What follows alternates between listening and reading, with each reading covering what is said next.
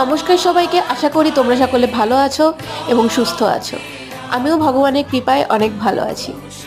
আজ যেহেতু ভাষা দিবস ছিল 21শে ফেব্রুয়ারি, তাই আমরা যে স্কুলে গিয়েছিলাম প্র্যাকটিস টিচিং করতে, সেখানেই এই অনুষ্ঠানটি পালন হয়েছিল।